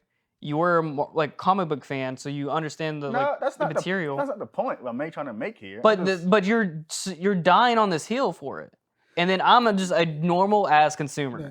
I am the baseline right now because I didn't read comics. I literally got into this because my friends wanted to go to I think Winter Soldier in high school. That's how I even started. Mm-hmm. I saw Iron Man. I didn't know these. I mean, I didn't even know the difference between Marvel and DC. And just from my standpoint, is these are cool. There's really cool. I think I go to the movie because there's really cool action scenes. I like anime. I like all this cool action conflict. I like good stories. I like movies. But from my standpoint, it's just I'm slowly. Are you still consuming everything that they put out? Yes, I'm watching. I'm a fan of Marvel, but so you watched Eternals? Yes. Have you watched Miss Marvel? I'm still watching it right now. I'm 2 episodes behind. All right, so this is where I'm dropping off. I've dropped off. I didn't watch Eternals. I'm not watching Black Widow because I don't care. Yeah, that's a waste of time. You don't have to watch that. I'm not watching Miss Marvel. Yeah. At this point, I've watched less. Will love it. I've skipped more Marvel movies and content that I have watched Marvel movie and content. And then the Bucky and Winter Soldier show was not good. It's a letdown. So I understand where you're coming from. Don't watch it. Don't pay with your money. But I mean, I'm saying it's a constant pattern. Yeah. What Bryan is getting at, and no, go ahead. I'm not trying to speak for you, but what Bryan is getting at is he's critiquing how these are made. Yeah. He's not critiquing he's not saying Marvel is because this is such a big entity. You can't address one film without addressing every other film. You can't, but particularly there are bad movies. They can't be all good and they can't be all bad. Yeah, which is totally expected. But what we are doing is we're trying to predict the future on everything. And that's subjective because we don't know if the next movie is going to be good or bad. Yeah. But from this standpoint, this movie was just terrible. Yeah. Let's just be honest. This movie's not good. I wouldn't call it terrible. I would say I had a good time. I would say it was fine. I don't think it's fine. I would describe it as fine. It's not on my rewatch list. Yeah, I'm not gonna rewatch it. I think this is one of the lowest out of the totem pole. I think this movie's pretty low. I think I would give it a 4. I think I would give it a 4 out of 10. I think Tika really didn't. It's below average. I don't know. Yeah, below average. It's up there with Guardians 2, Ant-Man 2. Ant-Man and the Wasp. They're there, and I don't watch them. They happen. I think this movie was completely money driven. And I treat them, and I generally treat a lot of Marvel content. It was. What'd you say? They all are. No, but this one very particularly. No, they mean they all are. What'd you say? Make a Jane Foster movie. Don't make a Thor movie. You can't make a Jane There was Foster no movie point. when There you was seen never. her 10 movies ago. No one There was gives a never shit a about point her. to make Yeah, another you can. Thor yeah, movie. you can, and that's a creative challenge. No. That's a creative challenge. That's what Marvel isn't taking. They're not taking the creative challenge. How do we tell an interesting Jane Foster story? Look, I'll be honest. That I disagree on. No one gives a shit about Jane Foster, even from the previous movies. Like, you're Who lying gives a to shit me. about the Eternals? I didn't listen. I They're didn't trying to give a turn the shit. story. They're part of the main character. I know. Throw Jane Foster like I in didn't- the What I'm saying big is, screen. because we had Jane Foster in the past, no one's talking about Jane Foster throughout these entire movies. I didn't give They a don't shit about give a Jane shit about Foster. her. Till now. No. But I didn't give a shit about Jane Foster as a character until I saw the potential of what could have been a great Jane Foster movie. And the creative challenge in a Jane Foster movie is, okay, we haven't seen Jane Foster in 10 movies. How do we make her interesting? What do we tell her to? What do we give her to struggle? How do we bring her back into the film? And you could have done that, and you could have reduced Thor's role to be a supporting lead to facilitate that transition. Yeah. Thor could have been in the first 25 minutes of the movie. Again, Thor's pushing people to seats, not Jane Foster. That's right. That's true. That's true. But this is my criticism about how these movies are fucking made. Because you're not telling an interesting story for the sake of telling an interesting story. You're telling a story for the sake of telling a story to get people to watch movie For so the that you can sake of fund money. the next fucking movie. All of these movies are like that. And I hate that. Which is not good. But that's what they are. You guys fight against something you're not going to win. That's what they are. We're not going to win, but we have to fight it. But why are you defending that? Because I'm saying, because I know they're not going to do that. Because we, as the consumer, is going to continue to watch that fucking movie despite how we feel about it. Then we should stop watching them. That's my point I'm making. See, Jesus but Christ. this is Tell the- you to stop watching these No. movies because they're not going to change. I'm taking my pop filter off. Fuck. The That's paradox. this entire argument. I'm telling you, that's the point. The Then paradox. why are you still watching Because them? I'm He likes them. entertained. He I likes likes them. The I'm not- paragon. Listen to me. The Okay. paradox of being a film critic is that you have to support dog shit content that you don't want to watch.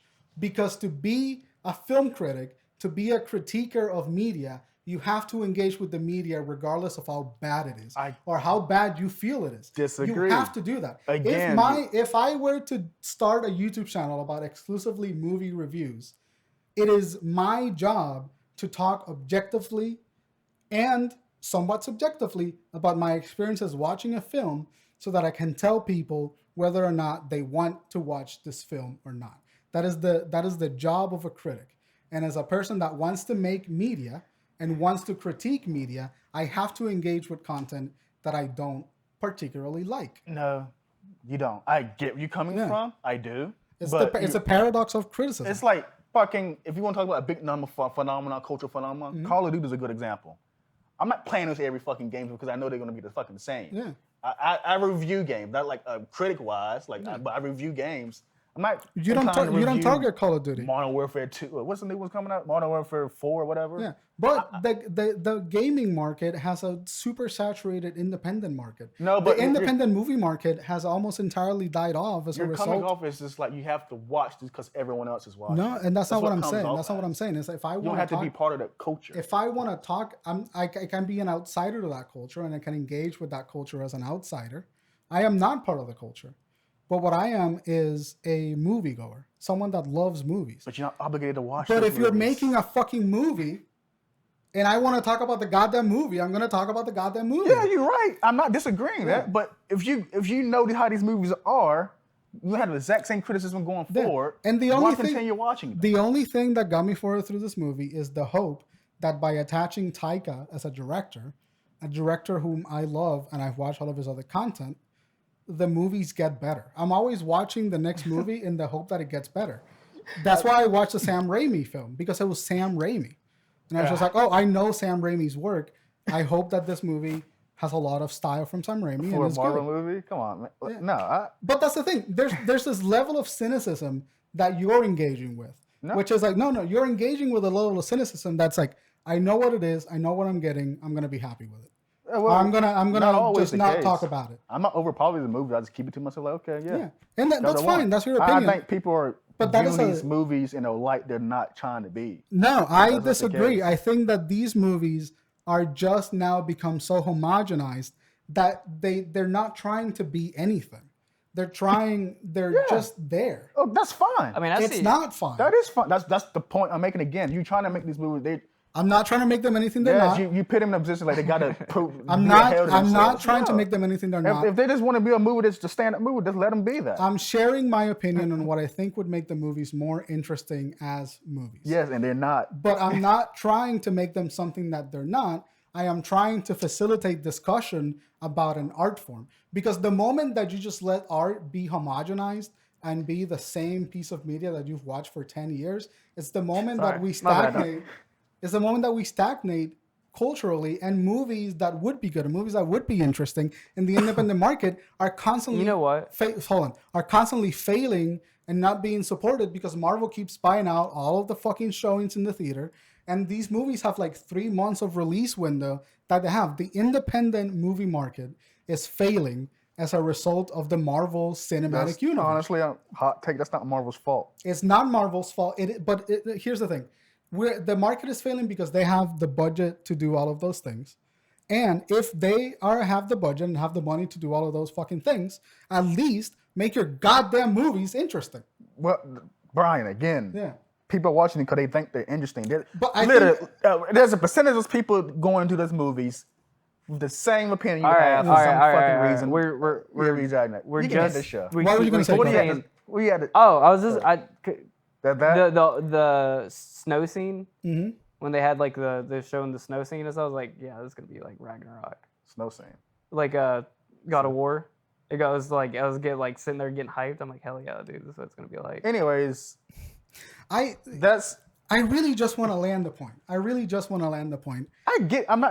not. All right. You guys are up here. We need to come down here for the end of the podcast. This is what I mean. It's good. Pull down. And this is the thing. I am extremely passionate. I'm gonna be as loud as I fucking need to be. I am extremely passionate about media, and Marvel right now has become synonymous with everything that makes media and cinema as an art form be bad. Okay. It is the uninterestingness. It is the unwillingness to tell a complete story because you will get seats into the other one, so people keep looking for that satisfaction. I think that Marvel has become synonymous with an industry, a side of the industry that I think is ugly, and I want to keep critiquing and talking about until we accept, because Marvel is the new 50s studio. We have circled back from being in the golden age of cinema, from the 70s to the early 2000s, to now Marvel is the studios that were in the 50s. And in 20, 30 years from now, there's going to be another generation of filmmakers that are going to see that Marvel dominated the space and it was to the detriment of the industry. And that's why I talk about Marvel movies so much. Honestly, I get what you care about that. Yeah. I don't give a shit about that. I know you don't. But it's like, I see it Captain Marvel too. But we had the same conversation. No one's going to see Captain Marvel. Miss Marvel's in it. People are going to see it. People already love her character. Miss Marvel was like dog shit, dude. That was like one of the first ones I was like, wow, I hated that. See Captain Marvel too. We're going to have to that's talk on the same couch, talking about the exact same thing. And it's going to continue and continue. That's why I don't engage in Marvel. And I love this shit. I really do. And I really want to engage with this shit. I can't do it anymore. Look, I see where both of you... Why do we keep having the same conversation? What? Because they keep making the same shit. No, it's like just people or a client that people won't understand that some things are just not for you. No. I agree with that a lot of the times, but the biggest movie studio in the world, the biggest movie property is making the biggest amount of media, making the largest thing. And like, sure, it doesn't have to be for you, but that doesn't mean that we should just stop. No. But that's what you're saying. No, that sounds like it's not for you. Stop it. No, that sounds like you want to be part of something. No. I'm gonna fucking shove. Because that's what you're coming off as. You got to put in different wording. That's what it comes off as. Because you're a film guy, you want to be part of this Marvel. Understand why people like these movies, or you understand why these movies are being made. A part of it is curiosity. Let the curiosity go. No. A part of it is curiosity. I think what Marvel's cultivated is that these movies are at this standpoint where you have to watch this movie to watch this movie to watch this movie. It's almost like a club. Oh my God, that's why I've been trying to explain to you guys like 30 minutes ago. They're comic book movies. It's a club. Comics. Sweetheart, we understand that. Okay. We think that's stupid. Stop bringing it up. We think that's dumb. That's what I'm saying. Well, that's what they are. Don't argue against it. It's dumb, and I want to critique I don't feel like you're not being attacked. No, I know that. I'm just saying you guys are arguing something that's not going to be the case or ever will be. Let it go. Yeah, no, I understand. I understand. Marvel movies is not going to be an art house film. No, they're not. Yeah. And I don't want them to be. I just want them to be competently put together. But like when it's just mediocre. They give out a mediocre. No, the to you thing is the thing that annoys me. Because there's an objectivity to this material. No. There is an absolute objectivity to the way No, that but material is executed. wait. But that's not to say there's not good Marvel films, but I'm just saying, like, Love and Thunder. Okay. Winter Soldier fucking rules. Yes. Infinity War rules. Yeah. Love and Thunder, mediocre at best. Captain Marvel, mediocre at best. I look at these movies. I look at each independent movie, and I go like, that movie was bad. But then why is that movie bad? Because the entire thing as a whole is confused. I think because you're saying that the entire thing as a whole because they're connected, but when you add another director, they're different. But look, go ahead. These movies, there's good movies and then there's fucking bad movies, but it's hard to differentiate them because they're connected so tightly. I disagree. You can say one movie's bad, why they're still connected. But I'm saying that. No, I understand. But no, that's literally what I'm saying. I'm saying one movie is good, but another movie can be bad, but they're so woven tight that people get them confused. Like, because then Bryan's like, well, inherently. I don't get them confused. I know exactly what they are. I know exactly how they connect. I get that. But the reason why Love and Thunder is bad is the same reason why people didn't watch Eternals, or the same reason why people are not watching Ant-Man, or the same reason why people are not watching... Well, they didn't have a reason. They didn't try to venture out. No, it's not that. It's not only director problems, though, because Multiverse of Madness was a good movie. I mean, subjectively, you disagree, but Multiverse of Madness was technically a well put together movie. It was tonally consistent, well written, and well shot. And Thor, Love and Thunder. And then Tay, I know, I mean, I get it from Tay's point too, is like, it's just not for you. Yeah. It's not like Tay's going, and this is subjective. People like different things. Yeah. People are going to like action movies above horror movies. And people are going to find something that we might find shitty. That it's all in the end, it's all subjective. It's 100% objective. Completely because someone I know is out there that fucking loves Transformers 4. No. The worst movie ever made. But someone thinks that the lighting, everything is good about it. Yeah. Inherently, I fucking despise it. But it's probably not making any sense. But we're talking about how these movies generate fucking money because people watch them. Yeah. Transformers 5 did this weird thing where it failed at box office, despite being a juggernaut franchise. Because people felt tired of it the same way. The thing is that Marvel has a lot more volume. Marvel has a significant amount of volume. Yeah, but this is like I don't fucking lost count, but that was Transformers' fifth film. And Transformers was this unstoppable force in the fucking movie industry. Like, China made that movie make bank. Yeah. $1 billion. But for some reason, that movie, I don't know what happened, but they all have a shelf life. It failed on They all have a shelf life. So I think, in my opinion, Marvel is getting close to the end of its shelf life for all the people that are not in the club, for people that are not so far into Marvel that they'll watch anything that they make or most of what they make. Marvel is getting to the end of that shelf life. They're just not interesting enough. Oh, God. Yeah. I'm just going to disagree on that completely. So you think, okay, so if wait. Let me finish my point. Because you think like there's plenty of movies to. Oh, hell yeah! Because I'm a comic reader, but like they have great material. We're going back to phase one. I'm not tired, and people hate fucking hearing it, but it's the truth. Look at Kevin Feige interviews. That entire phase was a risk. Those movies didn't really do well how people think they did. But Kevin Feige put his foot on the ground, like, hey, we're gonna make this we're gonna tell this story. Yeah. And you saw it paid off in the end. Yeah. It's the biggest fucking brand in the world right now. But if you look at each one of those individual films, each individual film had a story to tell. Yes. And I'm saying that phase 3 and 4, more so 4, are lacking individual stories to tell. Say that again? Phase 3 and phase 4 are starting to lack individual stories. Interesting individual stories. You want pretty much you don't want mainline anymore. You want. We need a new mainline. That's what I'm saying. You want individual stories that but you can't. But you cannot get that. Because it's such a you're big not going. beast. Yeah, you're not going to get art house films out of it. I don't want You can get an house. okay film. No, and here's the thing. You can get an okay I don't film. want an art house film. I don't want an art house film. I don't want the lighthouse with fucking Thor plastered on it. That's I mean, not if what they I wanna want. take a I'd be risk. fucking surprised people want that stupid shit. I don't want that. What I want is a solid superhero movie that has a beginning and an end Yeah. with a good story Yeah. that stands on its own 2 feet. Then Brian, I'm gonna challenge you here. Then Yeah. when that movie happens, you don't want something. You're never satisfied. When that Doctor Strange, Multiverse of Madness, was the closest thing I got to that in years. And I really like Multiverse of Madness because of those reasons. So it's not like I understand that like there's an individuality to these movies, but what I'm saying is that these movies are lacking individuality as of late. They're all homogenous. They're all the same blob of media. But you've been saying this for like the past 10 movies. But there's a movie that stands out.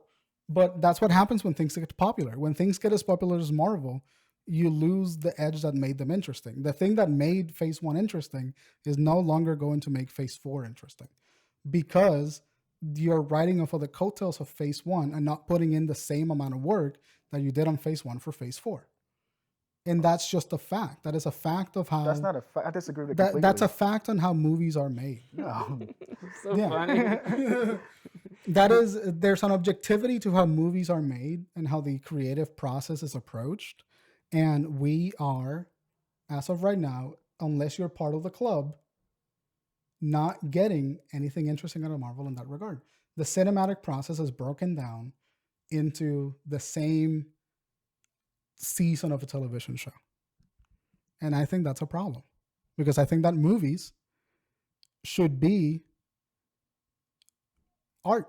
And I don't think Marvel right now is on its way to being art. I don't think every movie has to be art. Yeah. They don't. Yeah, but they don't want to be. They're not trying to be. And that's fine. And I know That's I what I get. want to wrap it up with this. Yeah. They're not trying to be, and I'm not saying that they should try to be. But I'm saying that Marvel, if you're not part of the Mickey Mouse Club, have lost its appeal. No. Let's just say this. They don't. Just don't give me any more movies like Love and Thunder. Yeah. Just don't. Yeah. I agree. But don't. But with you're this going to get money- 6 more movies like Love and Thunder, and you're going to get 2 good ones. And the 2 good ones are going to dominate the conversation and then about the we're gonna 6 bad sweep- ones. sweep things under the And rug. then- that same fucking conversation again. Yeah. So, but here's the thing: there are so many mediocre and bad ones, and then 2 good ones happen, and then everybody's just like, "Oh yeah, I we're kinda writing wanna Marvel's see dick how again." this is gonna play out for And them. I, I'll watch another movie if it's attached to a director that I like, but I'm no longer. Just say you're gonna go see it, regardless if it because That's the point I'm making. you're going to go see it, but that doesn't mean it's just because he goes see it doesn't mean it's a bad or a good movie. He's still being part of that culture he disagrees on. That's what I'm I saying. mean, Yeah, but I'm still gonna it's like you're it's not like Star Wars. no. Like, I didn't give a shit about Star I'm Wars. not I still obligated. went and saw As a Star Wars. consumer, you're not obligated to support that product. That's the I point I'm understand. making. I understand. But in order But you to guys talk, put in your shoes that want you to do that. You in don't order have do to that. talk about it it's okay. critically, in order to think about media critically, I have to engage with it, whether or not I Not like it. everything, Brian. Not everything, but Marvel is a big thing. Marvel is a big thing that me as a media Are you- critic, I want to so- understand. You're defending Love and Thunder. No, I'm not. I think this movie's mixed. I think he's defending the entirety of Marvel. Yeah, I am. I'm defending coming to it. Marvel. I'm attacking Marvel. But I'm not a defend each individual movie. Yeah, that's what I do with every movie. Okay. Yeah. So objectively, what this podcast was mainly about Mhm. was Love and Thunder. And Yeah. objectively, It has not been about Love and Thunder for a minute. Yeah, I No, know. it was Love and Thunder, But- but it isn't always going to turn to the Marvel universe as a whole. But it's always That's going what to I'm turn into saying. the Marvel universe as a whole because the Marvel universe as a whole is the Well, same let's do fucking it. thing for the Okay, last 10 okay, years. let's do this. That's my thing. That Let's same do thing. this. No, Yeah. it's shit. I mean, I still disagree with it completely. I Wait, completely wait, understand. guys. Sorry, Crockett. Sorry. Go ahead. Guys, let's just do this. Let's just judge it on the film itself. Let's take the director. Yeah. Let's take the director. Mhm. Judge their body or not their body of work, but let's judge how they executed it, shots, lights, all that. I already And then gave my let it- opinion on that. I think it's bad. I think Yeah. it's fine. I think it's a 4 Yeah. out of 10. Like I do it with every Marvel movie. I don't judge the Marvel movie as a whole. I do it from Yeah. fucking films they're trying to tell me. Okay. Thor: Love and Thunder This is is a a mixed movie weird for me. All right. writing. It's a weird writing mishap. It has moments that are out of character for each of these characters, and it's trying to be funny in places where it should not be funny. It is a badly written movie, executed relatively well. Production-wise. Would you? All right. Your synopsis of it. I don't hate Taika Waititi. Mhm. I just think he went overboard in this movie. I agree. I agree with you. I do think the tone could have been better in certain areas. Like that he just like the movie didn't know what it wants to be. Jane Foster was awesome. She's faithful. Oh, shit, the camera stopped recording a while ago. No, it's still on. I see it. It's red. No, the light's off. Is that red? No, my memory card got full. That's fine. We went overboard anyway. How? Ooh. We're still on mic, right?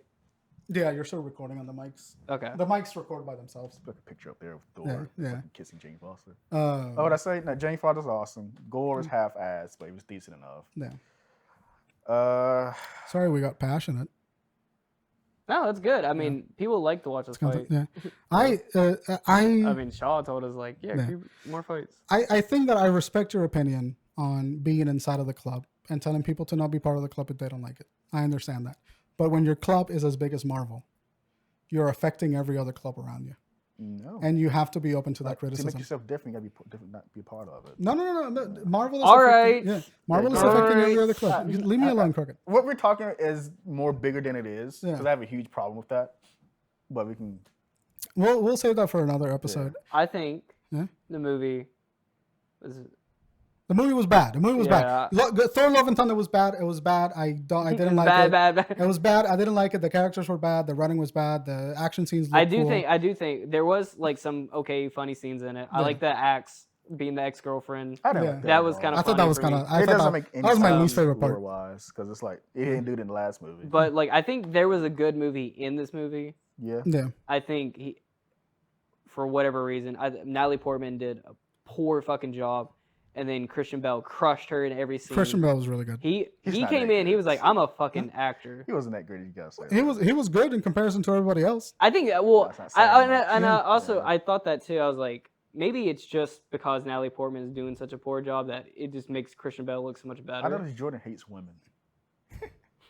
Just say you hate women, Jordan. Yeah. That sweet irony. Isaac's sitting in a chair somewhere, like burn him, burn him. No, I think that every character. I love Tessa Thompson though. Tessa Thompson can't do no wrong. I hated her performance. She could have done. I wish they kept bare the scene when minimum. she licked the knife. I love that scene. You seen that? Oh, they did cut that. The what? She licks that knife. Really? I understand you. I need that. I need that. Anyway, We're guys, wrapping this up. If you want more of this kind of content, give us a like. If you liked it, give us a dislike. Dislike it. 1 hour 40. And if you guys want to just come and argue with us, join the Discord. If you want to argue us in the comments section, go ahead and argue us in the comment section. I really would like to see what your guys' thoughts and what your opinions, and see if you kind of side with Tay or Bryan on this. I thrive on this shit. Yeah, I don't. I thrive on this shit. Or I love talking tweet us about at music. the Drunken Ship on Twitter. Yeah. But other than that, guys, thank you so much for coming down. We do appreciate it. We'll see you on next week. Cheers.